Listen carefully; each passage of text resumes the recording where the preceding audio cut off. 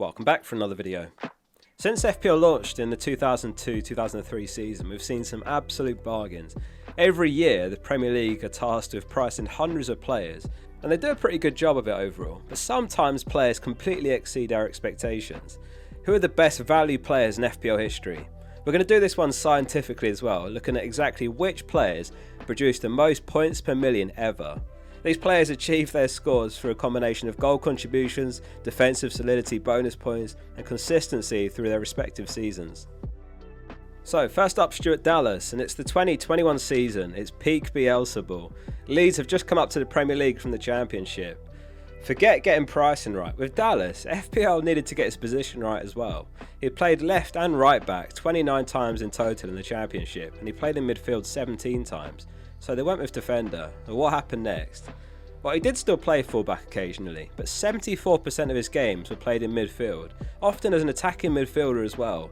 A complete game breaker. He got 8 goals, he got 3 assists, and he started the season at 4.5 mil. He finished on 171 points, so that's exactly 38 points per million, our first entry.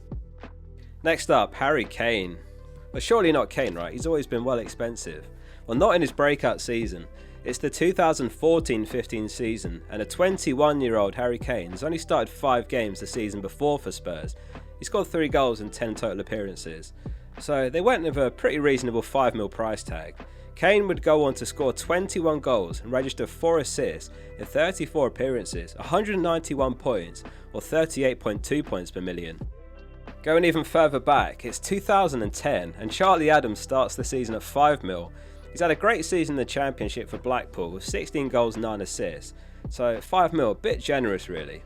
Adam went on to bag 12 goals, 8 assists, so he got 20 returns in 35 games in total. This was before the days of the automated bonus point system that we have today. Back then, a man in the stands it was called, basically decided who got bonus, and Adam nearly always came away with maximum bonus. 38.4 points per million, just a single point more than Kane did, with 192 in total. For the next pick, we're going even further back through the archives now. We've had a defender, we've had a forward, we've had a midfielder, next it's a keeper, David James. He was playing for Portsmouth at the time, who have since dropped all the way to League 2 and back up to the Championship recently. He was England's #1 for many years, and James kept Portsmouth defensively solid, 14 clean sheets that season and tons of saves. His consistency across the season earned him 173 points, and he started the season at just 4.5 mil, resulting in 38.4 points per million again, the same as Adam. It's actually another keeper entry next in our list from the 2011-12 season, Michel Vorm. It was the Aguero season as City went on to win the league for the first time in the Premier League era. The lowest score of all players here, but he was also the cheapest. He started the season at 4 million, so like a backup keeper, but he was Swansea's #1 for all 38 game weeks. Vorm was a surprise revelation for Swansea City in their debut Premier League season, keeping clean sheets in 14 games, and he saved 2 penalties. His performances were key to their defensive success, and he even earned himself a transfer to Spurs later on and played in the Champions League. In fact, he even played for the Netherlands 15 times. 39.5 points per million. Fast forward 13 years for our next best.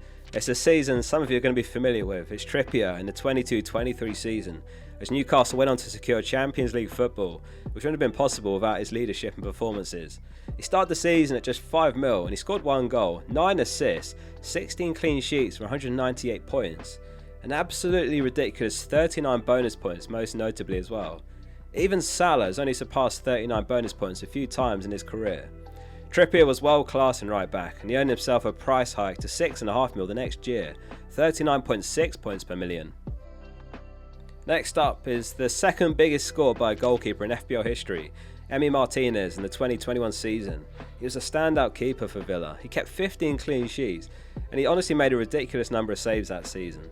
He's never had to make more than 100 saves in a season, which is pretty typical. That season, he made 142 saves. His ability to earn bonus points due to his high save percentage further boosted his value. He had 27 bonus points and he saved 1 penalty as well. The craziest part is, he only got 1 yellow card the entire season, which was on the final day of the season, which knocked him down to 186 points. Had he avoided a yellow card, he would have joined the all-time FPL Dream Team ahead of Brad Friedel, 41.3 points per million. One of the most memorable seasons in Premier League history produced one of the biggest bargains in FPL history. It's the 2015-16 season, the year that Leicester defied all odds, going on to win the Premier League under Ranieri. Everything clicked. It was a squad that was hitting their prime, big teams having a year off, and tactical brilliance from Ranieri. Mahrez was instrumental in Leicester's historic Premier League title win though. He scored 17 goals and he provided 11 assists, 28 returns for only $5.5 million. His creativity and goal scoring ability made him a must-have FPL asset, along with Vardy of course, more on that in a minute. One final goalkeeper, and it's the final $4 million player, Mark Schwarzer. The Australian keeper had just signed for Fulham, priced at $4 million, and he ended up their number one for the next 5 years. Now that season, Schwarzer kept 15 clean sheets and he saved a penalty as well.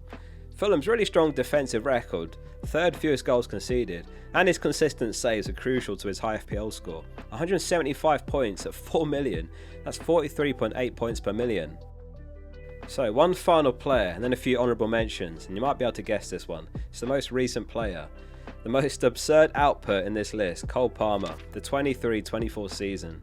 Joining Chelsea from Man City, he didn't even get his first start till Game Week 7, and yet he went on to score 22 times, 13 assists, so 35 returns and 29 starts. He only started the season at $5 million. He even fell to 4.9 mil at one point before heading nowhere but upwards, and he finished the season at 6.3 mil. Besides setting the record as the best value player in FPL history, he also set another FPL record the next season with the biggest price rise in FPL history, starting from 5 mil the year before to 10.5 mil the next season, 5.5 mil rise. That season he achieved 48.8 points per million. So here's all 10 players then, the 10 best value players ever: Palmer, Schwarzer, Mahrez, Martinez, Trippier, Vorm, James, Adam, Kane and Dallas, along with a table listing them all. It is interesting that the earliest entry wasn't until 2006, so not until 4 years after the game launched, and there's only 2 entries in the entire decade of the 2000s. So has football become more unpredictable, or has the quality of smaller teams improved significantly perhaps? So a few honourable mentions. Along with Mahrez in that 15-16 season, of course Vardy, who started at 6 mil, and he's one of the biggest surprises as well that season, firing his way to 206 points as the Foxes pulled off one of the greatest underdog stories in Premier League history. Vardy famously broke Ruud van Nistelrooy's record, scoring in 11 consecutive Premier League matches. That's a streak that cemented his status as an FPL legend and a must-have at the time. With 24 goals and 8 assists, he played a pivotal role in Leicester's shocking title win, finishing as the season's second top scorer as well. His price skyrocketed in subsequent seasons, but that one campaign remains an all-time FPL classic, 31 points per million. Trent Alexander-Arnold. Now the emergence of attacking fullbacks in FPL and the Premier League has completely changed the game, and Trent was at the forefront of this revolution under Klopp. He was priced at just $5 million in the 18-19 season, and he finished with 1 goal, 13 assists and 16 clean sheets to earn 185 points. His pinpoint deliveries from open play and set pieces made him an elite FPL option, and he quickly became a mainstay in teams for years to come afterwards. This season was just the beginning of his dominance in the game, 37 points per million that year. Starting at just $6 million, Michu became the ultimate FPL cult hero, signed from Rayo Vallecano for just a couple £1 million. The Spanish, out of position, midfielder turned striker hit the ground running, with 2 goals in his Premier League debut against QPR, and he went on to score 18 goals and provide 3 assists, finishing with a respectable 186 points. An extraordinary return for that price, and his performances also helped Swansea secure their first major trophy, winning the 2012-13 League Cup. Unfortunately, injuries curtailed his career soon afterwards, but his impact in FPL history remains legendary, and he's gone down as an FPL cult hero, 31 points per million. Lundstrom, or Lord Lundstrom as he was widely regarded, classified as a defender, and they got it completely wrong. He played as a box-to-box midfielder for Sheffield United, who came up to the Premier League as an organised defence under Chris Wilder. 5 goals, 4 assists, 10 clean sheets, 144 points, 36 points per million. And lastly, a relatively unknown player when he arrived from MK Dons, Dele Alli was priced at just $5 million in his first FPL season, but he quickly became a key FPL asset. Operating in an advanced midfield role under Pochettino, he delivered 10 goals and 12 assists, racking up 169 points. His stunning volley against Crystal Palace remains one of the most iconic goals in Premier League history. Dele's rise was meteoric, and by the next season he'd established himself as one of England's top young talents, 33.8 points per million. Are there any other players? Leave a comment below if you've got one. If you enjoyed this original content, hit like and make sure you're subscribing as well for more videos like this. And if you'd like to view more of the biggest pricing mistakes in FPL history, check the video on screen now. A team of 11 players that I built of my favourites ever.